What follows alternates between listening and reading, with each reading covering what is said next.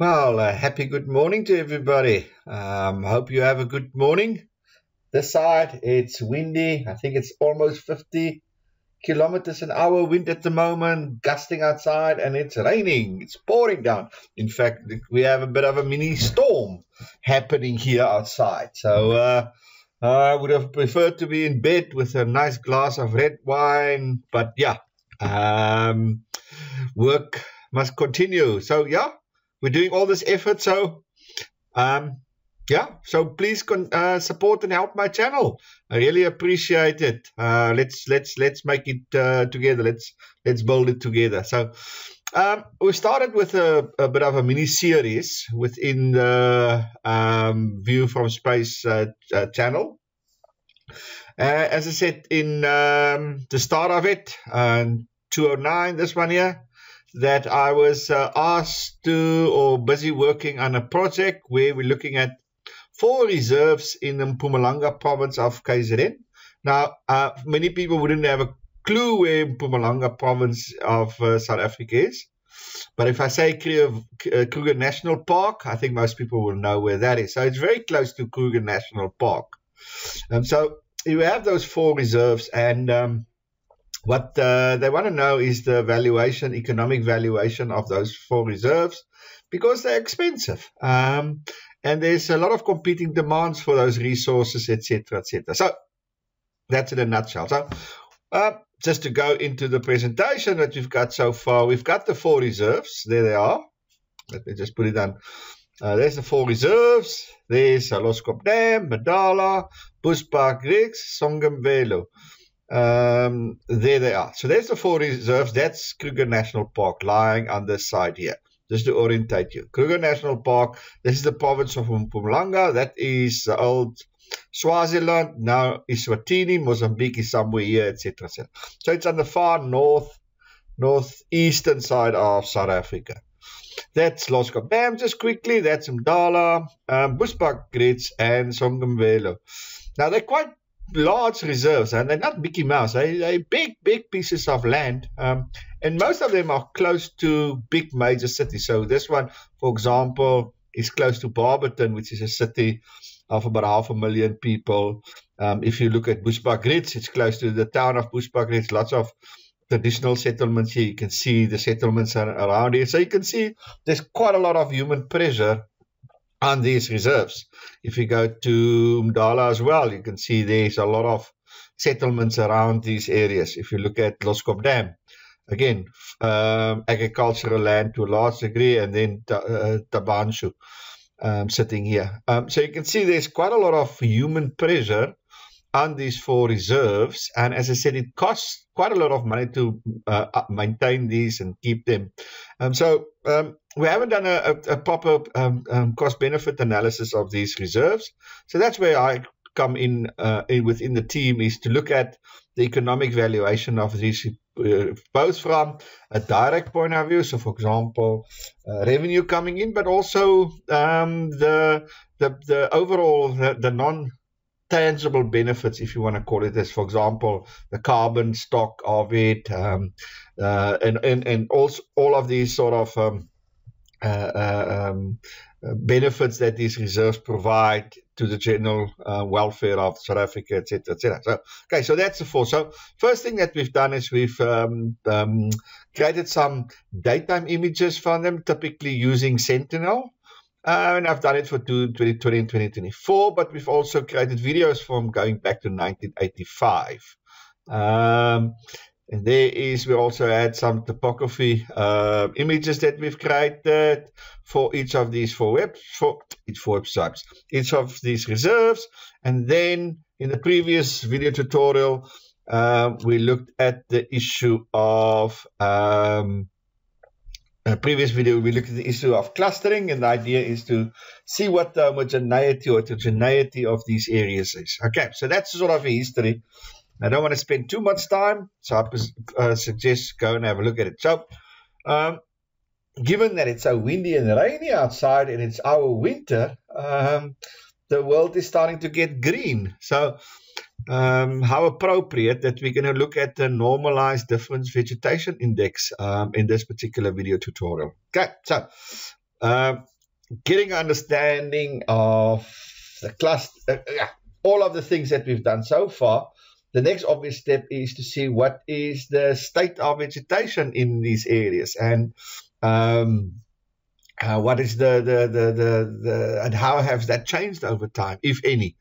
So the primary index that we're going to use is the normalized difference vegetation index, and that's widely used.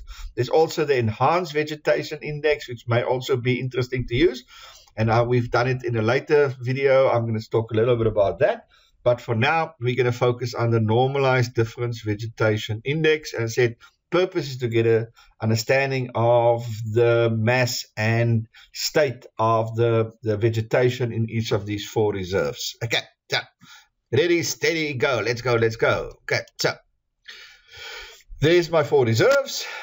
As I said, standard practice by now. I've brought in the 4 reserves as assets within my assets. I'm not going to go for that. I then display the 4 assets, and I create a center, which is sort of here in the middle. So when I map center it, I have access, or I can see all 4 reserves, not focus. I did include the coordinates for each reserve. So if I want to zoom into a specific reserve, that's the coordinates that I'm going to use. And obviously the zoom level here is much smaller because I want to see from a bit further away. Whereas if I want to focus on each reserve, I use the zoom 11, which focuses on a particular reserve. So here I just add in my reserves, I display the reserves, and I center my map.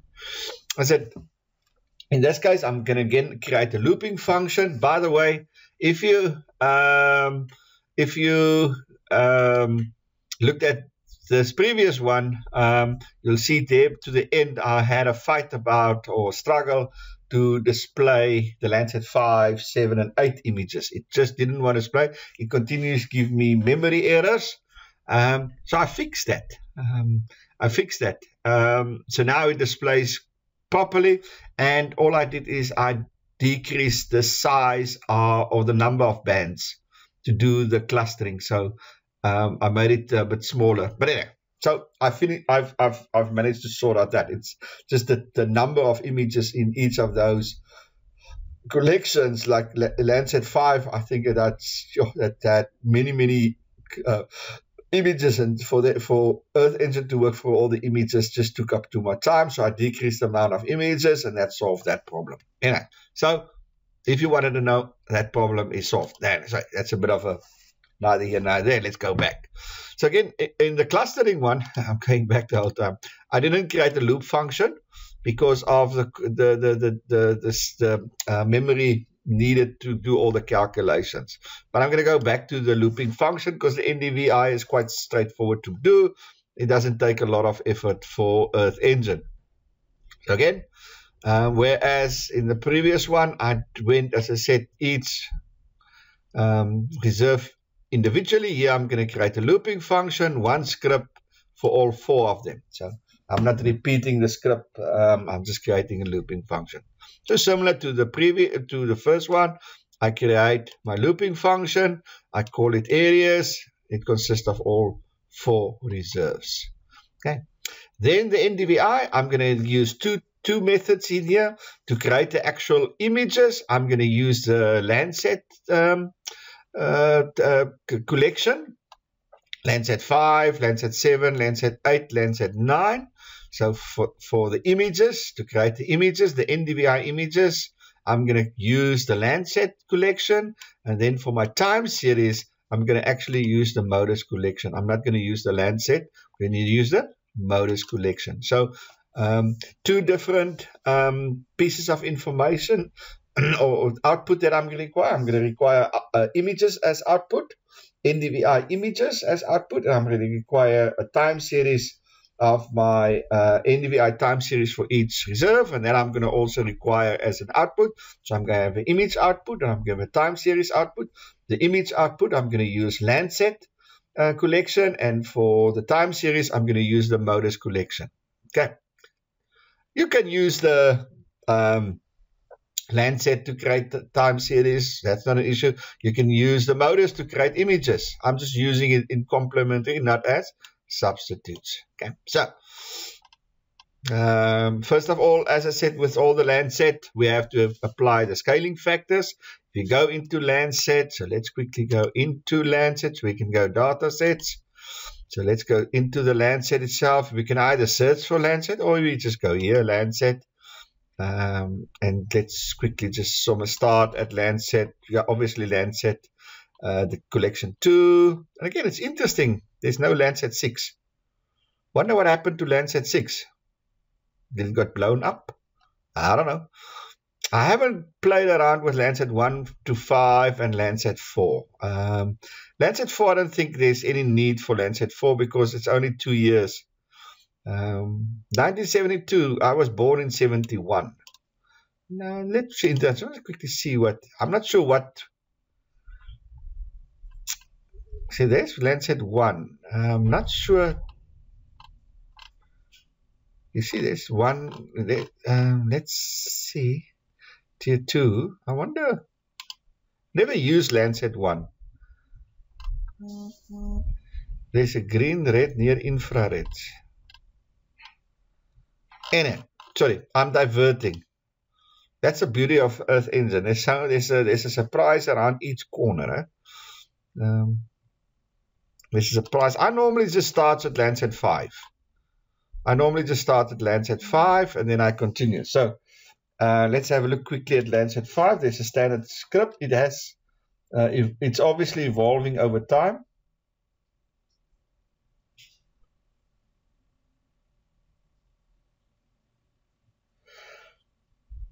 Okay. There's our surface reflectance. Let's go tier 2. And you'll see they all have this. If you start all the scaling factors, okay, so they're scaling here. Now, where does this come from? You see there are scaling factors. Sorry, there's the scale and the offset. The scale and the offset.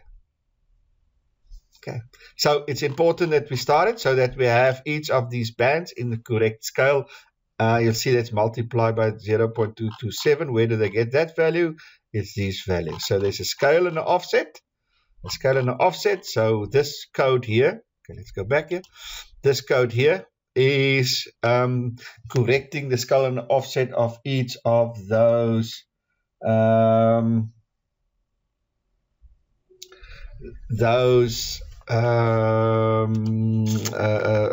bands. Okay, otherwise it's not going to be correct. So there's the scaling factors for 5 and 7 because they have the same bands. And there's the scaling factors for 8 and 9 because they have the same scale bands. Okay, see there's the start code. As I said, there's the scaling. Where does the scaling come from? There is the scaling and stuff. Okay, so that should be standard practice by now. You should be very familiar. If you follow my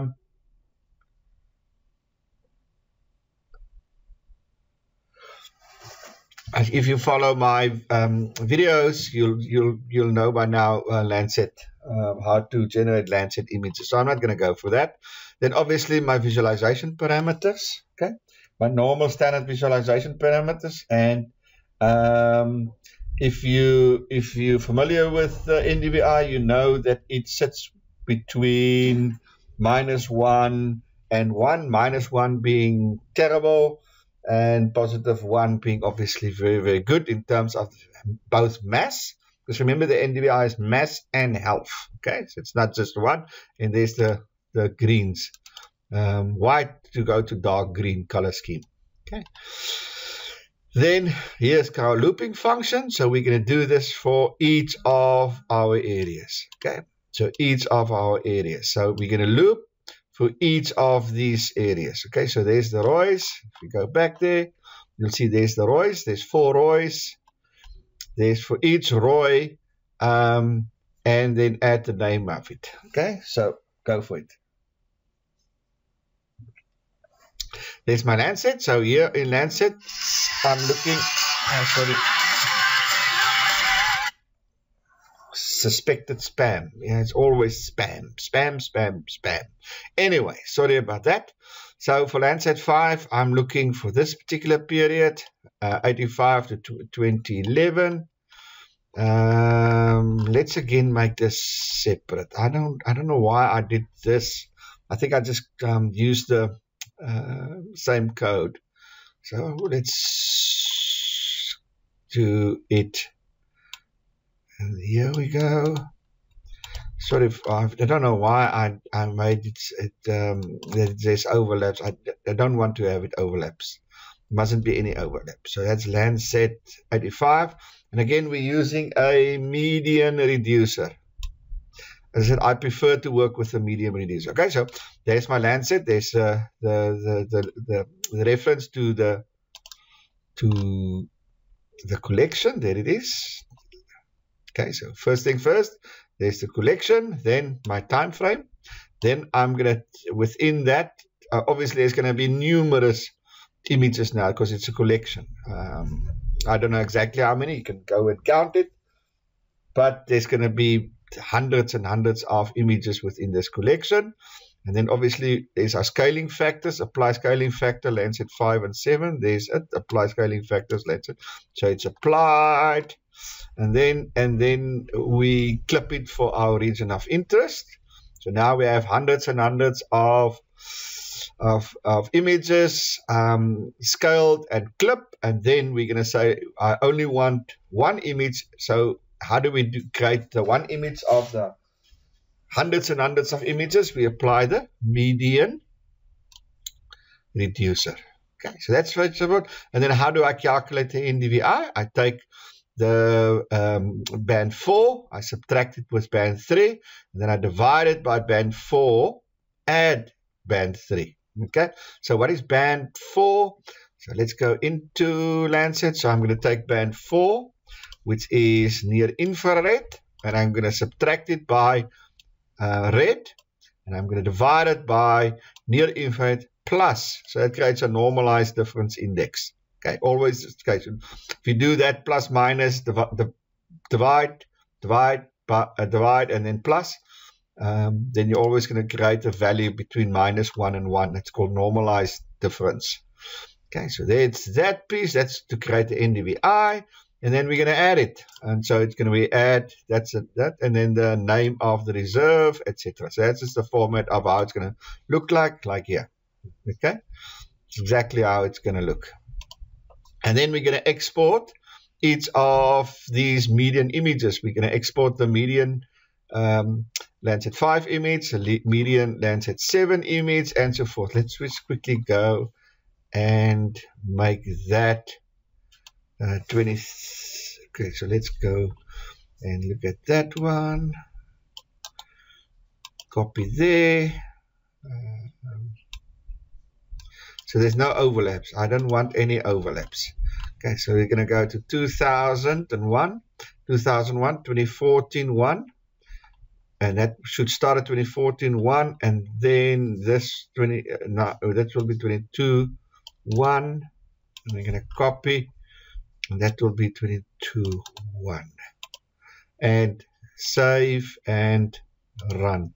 Okay, so I don't want any overlaps. Why this is running? Let me just untick all these things because it does take a bit of time to run. So I'm just going to focus on Loskop Dam, and then I'm going to take out Bushbuck Ridge, etc. Okay. So we've got Landsat 5 from 85 to 2000, so that's 15 years. We've got Landsat 7, 13 years. We've got Landsat 8, 8 years, and then we've got Landsat 9, 2 years. But the code is exactly the same. The only difference is obviously the dates, or the code of the image collection, the dates, the scale factor, the rest are exactly the same. We use the median, and we use the same formula to generate a NDVI. So the NDVI will be a median NDVI for this whole period, clipped to my ROI, and I export it. Okay. Then I've also, this is for Intersect, just built a histogram for each NDVI. Because obviously, remember, these areas are quite huge, so there's lots of pixels. So I want to just create a histogram of the pixel distribution or the NDVI distribution for each reserve to see where, in what range or ranges does these NDVI values lie within each of these regions of interest. So I've created a histogram of that as well. Okay. And so what we have for now up to with optional the NDVI, and you see that it's nice, the histogram. I only have one piece of script, but it will generate 4 histograms because it's part of my looping function. It's part of my looping function. Okay, so it's part of my looping function. And there it is. So there's the there's the histogram. I'm going to go for the images now. There's the histogram for Bushbuck-Ridge. So you can see the majority of the NDVI values for that period lies 0.4 to 0.6. No negative numbers, so fairly healthy vegetation, mass and health of the vegetation seems quite good. Remember, that's for that specific median image. It's not for the whole period of 1985, and that's why we do the time series. Okay, so that's the value, 0.4, 0.6. So let's look at Loskop Dam. So here's a couple of zeros, not a lot. There's 37 values, that's minus 0.2, 0.2, minus 0.2, there's a number of zeros. There's 174, 0.2, and then there's maximum is 804, which is 0.45. So the mass and vegetation at Loskop Dam, it's not as good as Bushbuck-Ridge. Could be because there's more mountains. Bushbuck-Ridge is more flatter. This is more mountainous area. Madala, even worse. Oh, they're about. And then we look at Songuvelu. There's 0.6 there. I think it's the highest. No, there's 0.6. And this is 0.4. So 0.4 more locations with a 0.4 NDVI than locations with a 0.6 NDVI, which is just the opposite. So from here, it looks like Bushbuck-Ridge has the healthiest and mass vegetation, with Loskop Dam being the worst, Madala second worst, Songuvelu the second best. That's just a very crude inference that I'm doing from here. But remember, this is for a particular image. Okay, doesn't give you the picture over time.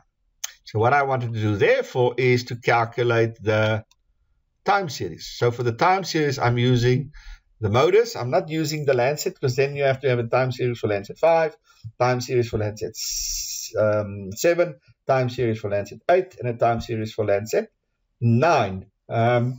So it will take a bit of time and effort, and you know I'm a lazy bugger. So I just decided to use the MODIS because it's already done, so I don't have to do that. I just use the MODIS. Obviously, issue the MODIS only starts with 2000. If you want information about the NDVI above it, then you'll have to use the Landsat and stuff. If you just want later information, you use Sentinel. There's other NDVI in the data set. If you go in data sets, if you go NDVI,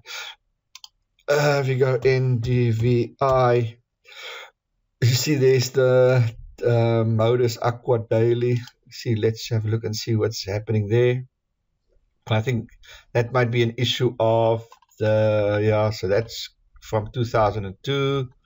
But yeah, there's other image collections for the NDVI. So here we go. So I've got my collection, okay, with the MODIS NDVI, and I'm going to go for the whole collection. I'm going to use a time series for the whole collection.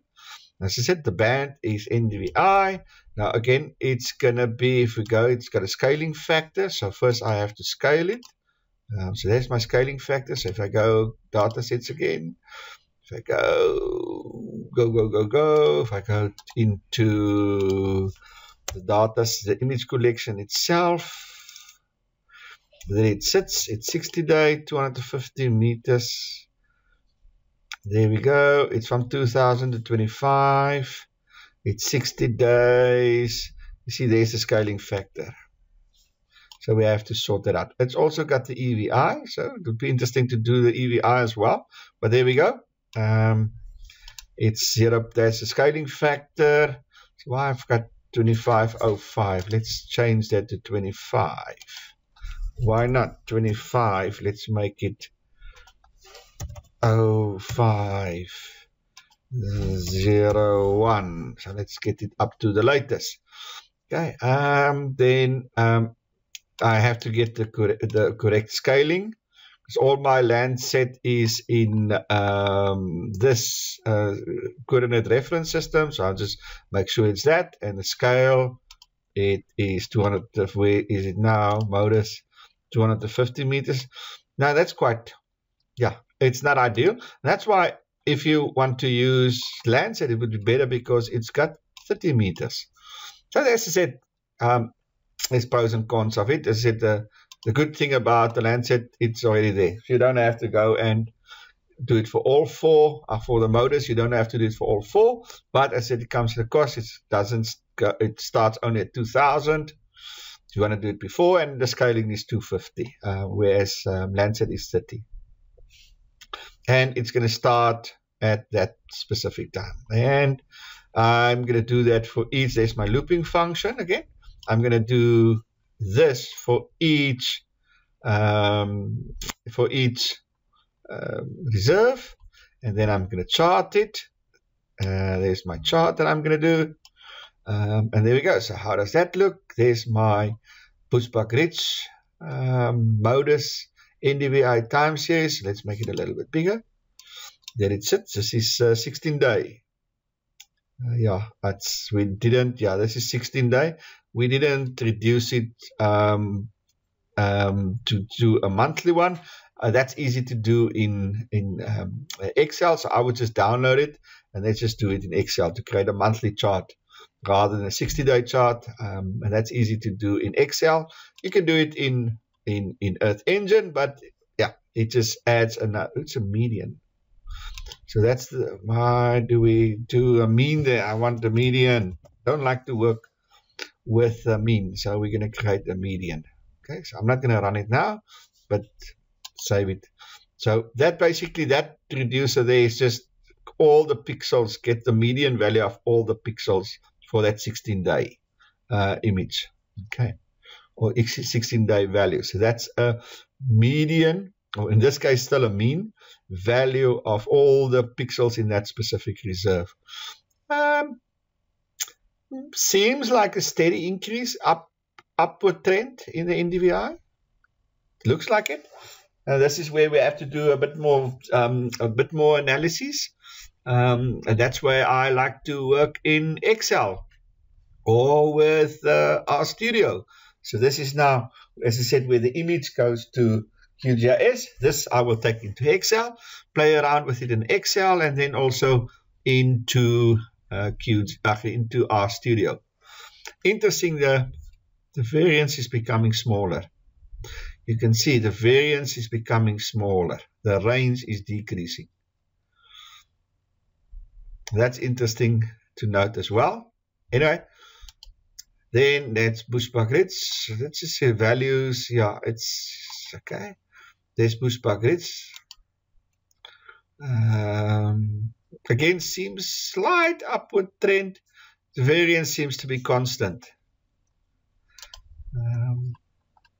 Let's look at Madala. That was Loskop Dam. Okay, let's look at Madala. The variance here seems to be increasing a bit. The trend seems to be fairly stable, but no significant trend changes or movements. Again, here it seems to be a constant trend with a constant variance, mean reverting. Stationary time series, I'm not going to go for all of those things. That's something maybe we can do at a later stage. And yep, so now let's zoom in into my, so there's my time series. And you can create a script to export this in a CSV. I don't prefer that. I just normally click on making it bigger and download CSV. But as I said, if you want to take it one step further, you can build a little script in here where we can export these the time series as a CSV file. And actually, we can bring those 4 together and export it as one CSV file. That again saves you a lot of time and money, especially if you have 30 or 40 of these ones. And to do them individually takes a bit of time, not just the export, but then you have 40, then you have to combine them and. So you can create a script here where we can export all of them as one CSV file. But with the 4, it's just easy. Just expand on it and download it. Then you're going to have 4 CSV files in your project folder. You create a master one and you just copy and paste the data in. Now you have an Excel file with all 4 NDVI time series. And then I can, for the 16 days, then we can create a monthly one or annual one using the pivot tables, or I can throw in. I can do a lot of other work like structural breaks, stationarity, all sorts of things, moving averages, etc. There's the images. So which one is this? This is Loskop Dam. So let's quickly go and have a look and see. There's the there's the median image for Landsat 5, which is 85 to 2000, if I'm right. That's 15 years. So there it's it. There's the median for Landsat 7. You can see there's a bit of improvement there. Definitely a bit of improvement there. There's Landsat 8. It's still trying its best to get there. Still trying its best to get there. And there's Landsat 9. Again, I just export them. As soon as I can, I export them. I export them so that I can work with it in QGIS. Simply because it just takes a bit of time. So let's quickly go into my QGIS. There's the 4 of them. So let's quickly go and have a look and see. The NDVI for Loskop Dam, there's for 5, 7, 8, and 9. Let's quickly zoom in. Okay, so let's quickly go and have a look and see. So there's my NDVI image for Landsat 5. There's my NDVI image for Landsat 7. There's my Landsat for Landsat 8. NDVI image for Landsat 8. There's my NDVI image for Landsat 9. You can see the structure of it hasn't changed. Yeah, so there is it. Now, obviously, we can do further analysis on it. So if I go, let's highlight them all quickly. And if I use this little button here, the information, let's say I press there. Then there's at that specific point. For Landsat 9, the NDVI was 0.39. For Landsat 8, NDVI was 0.36. For Landsat 7, the NDVI was 0.36. And then for Landsat 5, the value was 0.32. For that specific location there, there's been a steady increase in the mass and health of the vegetation. You can see there. Okay, so let's quickly have a look at that value there. So let's agree. That's obviously much greener than that area, so that means there's much more biomass health. Let's have a look and see. Now I can do this in the inspector as well. Also quite a significant increase from 0.36 in Landsat 5 to 0.56. So that's quite a large increase in the mass and health of that specific. So that means if I extrapolate these 2 findings to everything, that's and you can also see the clusters here. You can see the clusters. And that's why we did the cluster work. We're going to overlay this with clusters, and you'll see the NDVI values per cluster. You'll see some significant differences there. Anyway, you see how all these things are going to fit together. That's why we do them as a collection, not as individual pieces of images or data. Anyway, where was I now? Okay. Yeah, you can see there's definitely an improvement in the overall, and that obviously is a good sign for this particular reserve.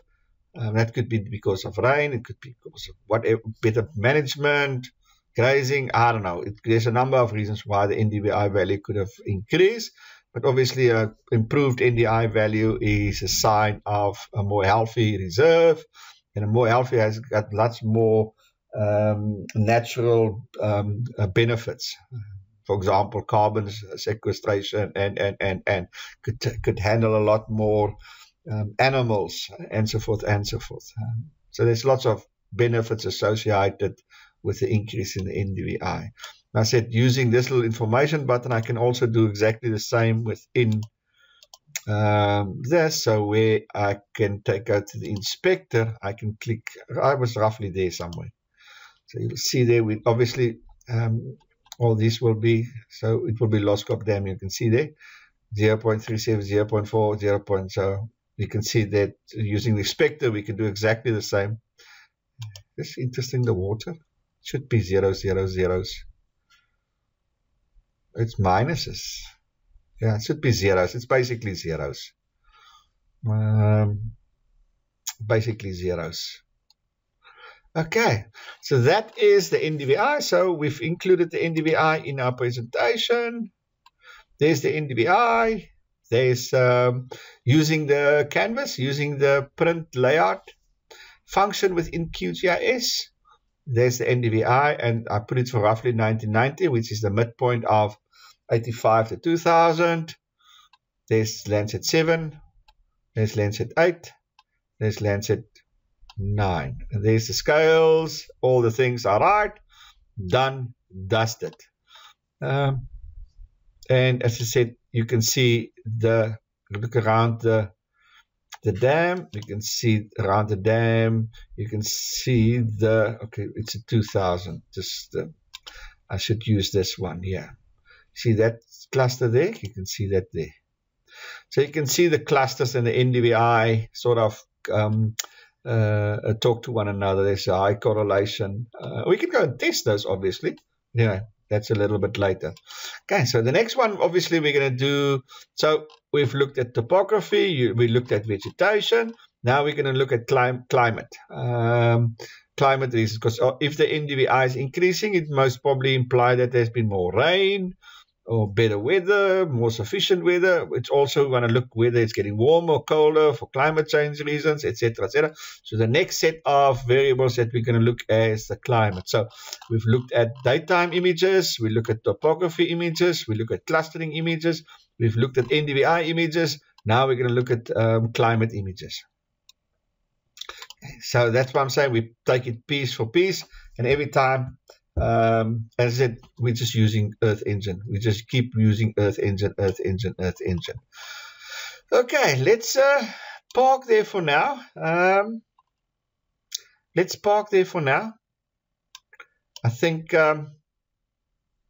we shall.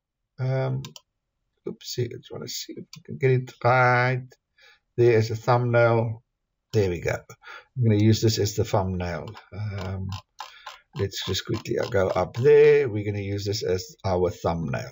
Okay, so yeah, let me stop there. I think, yeah, we'll continue, as I said, with our next video. We're going to look at climatic attributes or characteristics of these 4 reserves. Okay, with that said, yeah, again, please, yeah, let's make it happen. Let's, you know, in this wind and rain, let's not be deterred. The exploration must continue. So with that said, I'll see you on the other side.